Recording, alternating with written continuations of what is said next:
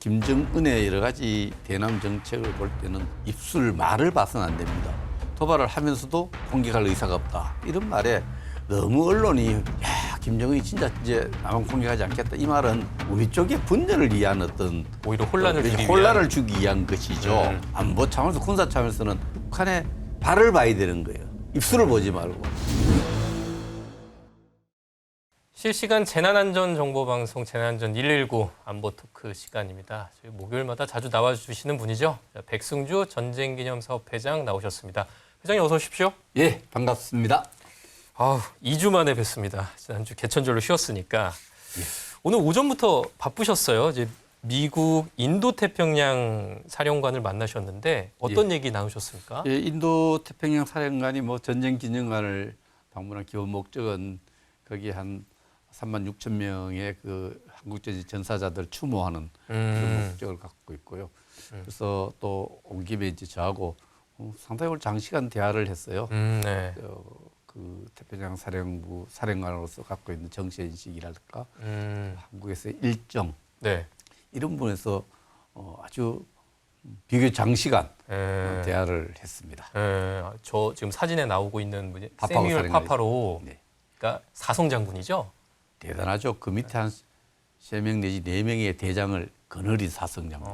한국에 만약에 어떤 그런 일이 일어나서는 안 되겠지만 전쟁이 발발하면 우리가 태평양 사령관이 전쟁을 지평하는 그러한 사령관이 되겠습니다. 그럼 한미 연합사 사령관도 이 인도 태평양 사령부 아래에 계급은 같은데 대장인데 네. 그 지휘 관계, 선임 관계에서 태평양 사령관의 지시를 받고 보고를 해야 되죠. 그 보아의 개념이라 생각할 수 있습니다. 정말 이런 동북아시아에서 유사시 이런 상황이 발생했을 때 굉장히 중요한 의사결정을 내리는 인도 태평양 사령부가 지구 인구의 절반의 안보와 안전에 대한 책임을 진다고 그 부대를 제가 여러 차례 방문했는데 자부심도 대단하고 책임감도 대단합니다. 사령부가 어디 있습니까? 하와이에 있습니다. 하와이요. 그 전 세계 인구의 2분의 1의 안전과 안보를 책임지고 있다. 스스로 자부심을 갖고 있습니다. 굉장한 책임을 갖고 있는 미국의 최고급 지휘관이십니다. 오늘 오전에 잘 만나셨습니다. 그 지난주 국군의 날에는 튀르키예 국방 차관이 또 전쟁기념관을 찾았다고 들었습니다. 이분과는 어떤 얘기 나누셨나요? 예, 튀르키예도 인구 1억이 넘는 나라죠. 큰 나라죠. 이분이 이제 그 최근에 방산 전시회가 있어서 대전가 일산에 있었죠. 대전에서 개최된 방산 전시회 왔는 길에 이제 전쟁기념관을 찾았죠. 찾아서 물론 튀르키예도 한국전에 참전을 해서 많은 사상 희생을 치렀던 그런. 네, 우리가 튀르키예 하면은 흔히 형제의 나라로 알고 있죠. 6.25 때 많은 도움을 줘서 파병 규모가 어느 정도나 됐습니까? 파병 규모가 연인원으로 치면은 한 15,000명 정도, 15,000명 정도 파병이 되어서 미국, 영국, 캐나다 다음으로 많고요. 그리고 사상자도 많아요. 한 700여 명, 724명. 724명이면 정말 요즘 같으면 고등학교 3개예요. 당시에 유독 튀르키예에서 많이 보내줬던 이유가 있었습니까?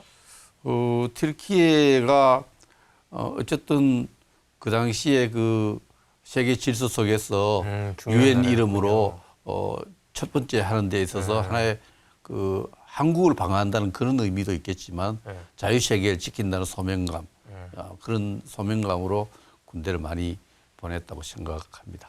이제 700명이 넘는 젊은이가 당시 6.25 때 사망했으면 굉장히 많은 희생을 한 거죠. 그렇죠. 그래서 그 당시에 그 희생을 너무 큰 희생이죠. 우리가 외국에 군대를 보내서 한 명이 지금 순직에도 전 국민이 날리지 않습니까? 뜨거운 관심을 보내는데 724명은 대단한 거죠. 전쟁기념관에도 그럼 따로 관이 어떻게 있거나 아니면 그 전쟁기념관은 11개의 상설 전시실이 있는데 그중에 유엔 참전실이 있고 참전실에는 각국의 군대를 보낸 나라의 기념을 할 수 있는 전시할 수 있는 공간이 튀르키예 기념관도 따로 있습니다. 따로 기념관도 있고. 예. 그래서 거기 스스로 튀르키예가 그 당시에 칸 카르데시 피로 맺은 형제의 국가 이렇게 하는데 사실 정말 소프트한 얘기를 많이 했어요. 튀르키예 국방 차관과. 차관하고 네. 차관이 제가 그런 이야기했죠. 튀르키예가 옛날 돌궐이 그 튀르키예로 이름이 바뀌지 않습니까? 돌궐. 돌고 옛날 우리 삼국 시대 때 돌궐. 네. 돌궐하고 고구려가 굉장히 동맹관계를 맺어요. 네네네. 그 이분들이 다 우리 한반도 북부 동부아시아 예족의 예맥 쪽의 일원이라 이렇게 돼 있는데 그래서 이 역사가 자꾸 이전돼 간 거죠. 그래서 그 당시는 그 돌궐과 고구려가 동맹을 맺어서 당나라를 압박하면서 서로의 안전을 지켰는데 돌궐이 쭉 바뀌어서 특히 오스만 투르크 돌궐이 서쪽으로 이동을 해서 그렇습니다. 터키 민족까지 연결이 그래서 되는군요. 튀르키예의 네. 전통의 어떤 여러 가지 풍습을 가보면 저 결혼식장도 가보고 여러 가지 가본 경험이 있는데 우리 말과 비슷한 말도 말 뿐더러 풍습이 비슷한 풍습이 굉장히 많다 이런 얘기를 했더니 이걸 저는 전혀 부담 없이 알고 있고 튀르키예 차관이 알고 있고 그 옛날에 같이 피를 나누었고 같은 민족의 어떤 아이덴티티를 갖고 있는 부분이 있다. 그걸 잘 알고 있다. 저희도 자기들도 역사를 알고 있다. 예맥 쪽 돌궐 이런 걸 다 알더라고요. 그런 부분 때문에 역사 이야기를 재밌게 지냈어요. 진짜 형제의 나라네요. 근데 이 튀르키예가 또 고아원도 만들었다고 한국 전쟁 기간 동안? 전쟁을 하면서 그 우리가 고아가 많이 발생하잖아요. 그 부산 고아들을 52년에 고아원이라는 이름을 안 붙였고 앙카라 학원이라 해서 앙카라는 우리 튀르키예의 옛날 이름은 터키입니다만 튀르키예의 수도가 앙카라예요. 보통 이스탄불이 제일 큰 도시인데 앙카라라는 수도가 있는데 앙카라 학원을 만들어서 이 고아원을 66년까지 고아원을 유지했습니다. 경영을 했죠.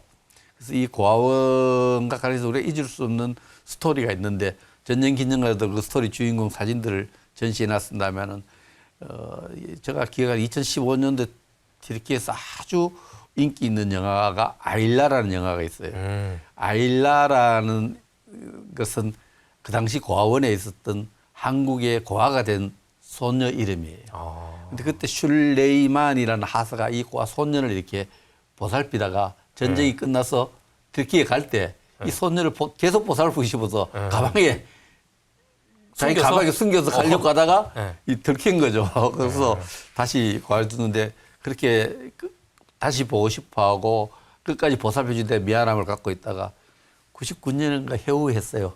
할머니 할아버지가 됐어. 해운데 이 병사가 술레만 병사가 자기가 돌보던 고아에 대한 어떤 그 부모 같은 애정을 끝까지 이렇게 유지했던 것이 영화가 되는 그게 아일라예요. 영화 같은 스토리네요. 예, 그 사진들 쭉 전시관에 있습니다. 근데 튀르키예는 우리와 방산 협력도 굉장히 돈독한 것으로 알려지고 그렇습니다. 있습니다. 그 K9 자주포가 처음 간 지금 나라도 K9 자주포가 세계 뭐 거의 1위 명품 자주포가 되었는데 이걸 처음에 명품을 만드는 가장 극적인 계기가 지금 하나가 만들고 있는 그 당시에 삼성 탈리스가 만들었는데 그래서 2001년에 K9 자주포를 튀르키예에 수출한 거예요.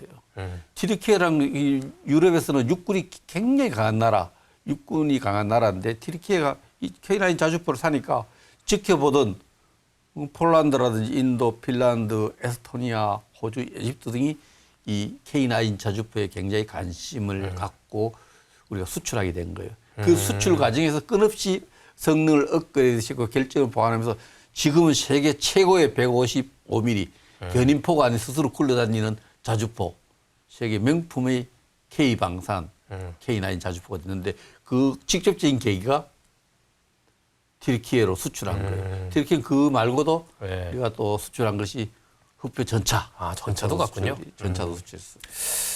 이제 다음 얘기로 좀 넘어가 보려고 하는데 이 필리핀 차관도 전쟁기념관에 최근에 왔다고 들었습니다. 예, 전쟁기념관에 손님이 참 많이 오는데 진행자만 오셨어요. 알겠습니다. 좀 근데 빨리 가겠습니다. 필리핀의 차관 또 왔다 갔죠. 근데 이분 좀 직책이 이름이 좀 특이해요. 그 국방 획득 자원관리 차관이라는데 어떤 일을 하시는 분이에요? 예, 이 국방 획득 자원관리 우리나라에 포괄적 방사청 있지 않나요? 방위사업청. 그럼 국방부에 가면은 무기를 획득하고 이런 일을 하는 군수 물품을 따지는 전력 자원 관리 실장이 있는데 이 역할을 하고 있는 것으로 보면 되겠고요. 방산 협력과 관련해서 방위산업 분야 협력 관련해서는 가장 중요한 의사 결정권자로 이렇게 보면 되겠습니다. 그럼 이번에 그 필리핀 차관과 만나셔서 예전에도 필리핀이 6.25 때 우리를 도와준 이야기도 좀 물론 하셨겠어요? 기본적으로 베이스는 한국 전쟁의 어떤 과거의 어떤 우정을 우리가 얘기했지만 그러나 또 필리핀도 저희들한테 감사한 마음을 전했어요. 왜냐하면 2013년 12월에 가면은 그 필리핀이 상당히 그 태풍으로 피해를 많이 받았는데 타클로 호반이라는 지역이에요. 타클로 호반 지역은 좀 필리핀에서 굉장히 유명한 정치 중심지인데 지금 필리핀 대통령이 주니어 마르코스예요. 네네네. 아버지 마르코스가 대통령을 했죠.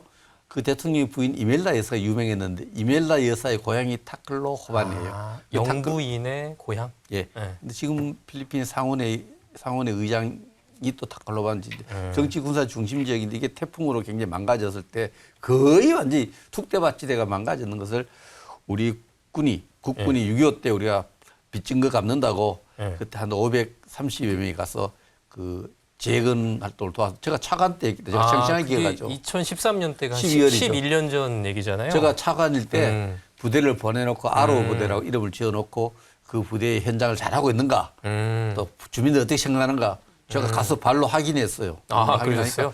그 필리핀에 너무 감사하게 생각을. 당시 우리 KBS에서도 그때 이제 아라우 부대가 도와줬던 그 현장 모습을 뉴스로 만들었는데 한번 보고 이야기를 그렇죠. 또 얘기를 하시죠. 6.25 전쟁 당시 유엔군 일원으로 참전했던 세군디노 씨. 이번 태풍에 삶의 터전이 무너져 내렸습니다. 아라우 부대 의료진이 정성스레 진료에 나서고 부서진 집도 고쳐줍니다. 손잡벌되는 부대원들을 보면서 백발의 참전 용사는 60여 년 전 한국에 대한 기억을 꺼냅니다. 아리랑 아리랑 아라리요. 태풍 이재민을 수용한 난민촌. 아이들은 학교가 아닌 거리를 헤매고 있습니다. Sa ngayon hindi nakapasok, yung iba nakapasok na pero yung mga apo niyo po, sa mga apo namin hindi. 아라우 부대가 복구한 초등학교의 완공식. 벽면에는 양국 국기가 그려져 있습니다. 참전 용사들에 대한 보험뿐 아니라 자라나는 미래 세대들도 한국이란 나라를 기억해줬으면 하는 바람에서입니다. 어린이들이 꿈과 희망을 가지고 공부할 수 있도록 초등학교를 가장 우선적으로 지원을 하고 있습니다. 지난 17번의 해외 파병 가운데 아라우 부대는 재해 당사국 요청에 응한 최초의 파병 사례. 당장의 물질적 지원뿐 아니라 장기적으로 양국 우호 증진을 위한 외교사절 역할까지 수행하고 있습니다. 필리핀 팔로에서 KBS 뉴스 황현택입니다. 네, 그러니까 11년 전, 2014년 때 필리핀 타클로 호반 지역에서 우리 아라우 부대가 당시 이제 재복구를 지원해줬던 이제 영상이었는데 당시 현장에 아까 가셨다고 얘기하셨는데 좀 얘기해 주세요. 기억이 새롭습니다. 그때가 그 우리가 부대를 12월 달에 태풍 피해가 한참 지난 시기인 제가 갔을 때 2014년 6월 정도로 기억이 됩니다만 그 당시에도 거의 피해가 얼마나 났는지 추계고차 나지 않고 정말 그 잘 데도 없고 먹을 것이 없어서 고생하는데 우리 군인들이 진짜 밤잠을 자지 않고 열심히 일하던 모습을 생생하게 기억합니다. 그런데 우리가 국민들이 알아야 될 게 6.25 때 우리는 저보다 더 비참했어요. 비참해서 그 당시에는 우리가 콘크리트를 사용해서 다리 놓는 걸 몰랐어요. 그 필리핀 군대 가르쳐줬죠. 당시 필리핀이 굉장히 아시아 최고 선진국이죠. 선진국이었잖아요. 그리고 그분들 우리 책에도 많이 나옵니다만 잠실 체육관 지을 때도 도움으로 어떻게 도움 건설할 줄 모를 때 필리핀이 가르쳐줬고요. 월남전과 한국전쟁을 통해서 현대식 건물, 간단한 건물들 다리 놓는 거, 집 짓는 거 이런 것은 콘크리트를 이용한 현대식 건축을 하는 것은 필리핀 공병대대가 많이 가르쳐줬어요. 그래서 제가 농담 삼아 필리핀 분들에게 그때는 필리핀이 워낙에 아시아의 선진국에서 우리 당시에 박정희 대통령이 좀 다자회담에서 좀 양자회담 한번 신청하면 바쁘다가 안 만나주고 그랬어요. 그랬는데 어쨌든 우리가 어쨌든 국제사회 도움으로 다른 나라를 도와주는 모습 제가 현장에서 볼 때 진짜 가슴 뭉클하고 잊을 수 없는 모습들이 처참했거든요. 태풍 피해가 전쟁 피해가 비슷하더만요.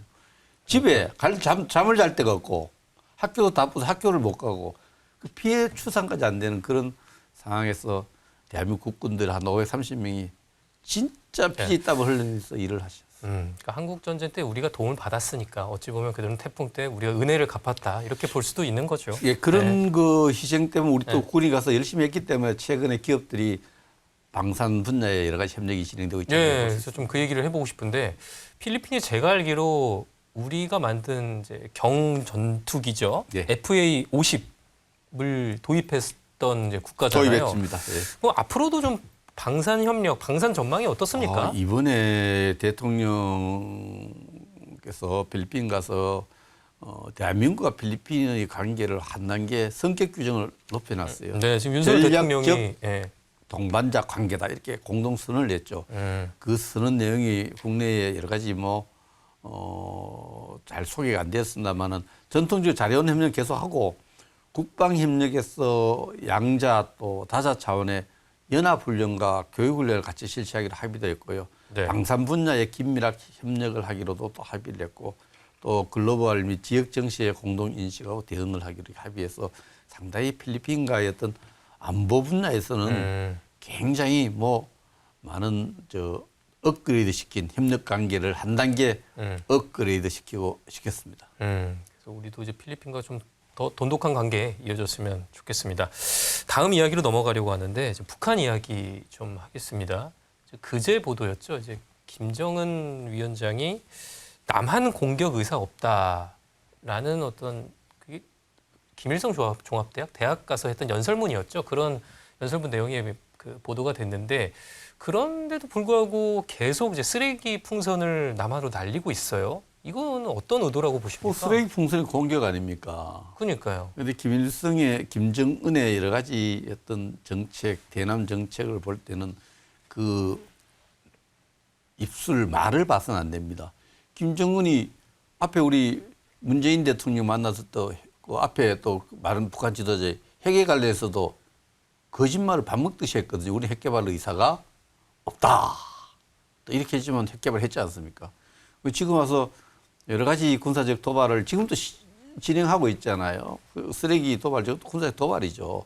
도발을 하면서도 우리 공격할 의사가 없다. 만약에 자기들한테 공격하지 않은 도발할 의사가 없다. 이런 말에 너무 언론이 김정은이 진짜 이제 남한 공격하지 않겠다. 이 말은 우리 쪽의 분열을 위한 어떤 여러 가지 정치적인 어떤 테크닉, 정치적 술수, 오히려 혼란을 주기 위한 것이죠. 그러면 우리 쪽에 이제 북한 전쟁 안 하기로 선했지 않느냐?